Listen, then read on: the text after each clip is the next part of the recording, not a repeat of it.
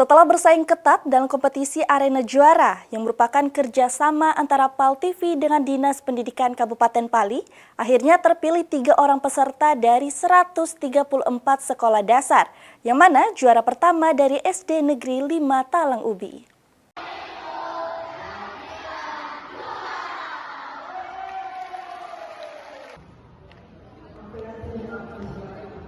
Para peserta yang hadir tampak antusias sejak awal kegiatan dimulai. Terlihat orang tua, guru pendamping, serta tamu undangan lainnya memenuhi area pendopo untuk memberikan dukungan moral kepada para siswa yang sedang bertanding. Dari seluruh peserta yang berjuang, akhirnya terpilih 3 peserta terbaik yang berhasil meraih posisi juara.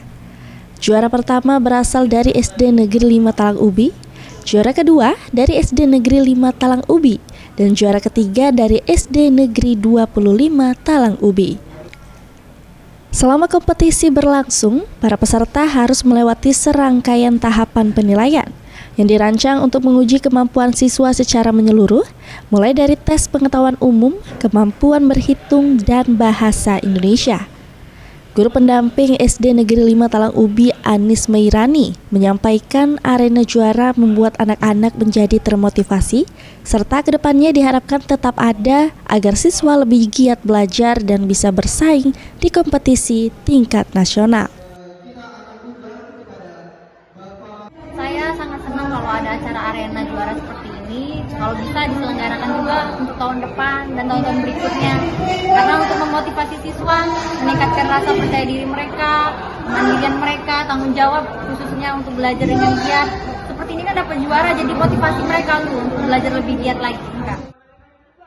Senada, guru pembimbing SD Negeri 25 Talang Ubi, Izhar, menyampaikan, semenjak adanya surat edaran dari Dinas Pendidikan Kabupaten Pali, pihak sekolah terus mempersiapkan siswa untuk mengikuti kejuaraan. Secara langsung diseleksi mulai dari kelas 4 sampai dengan kelas 6.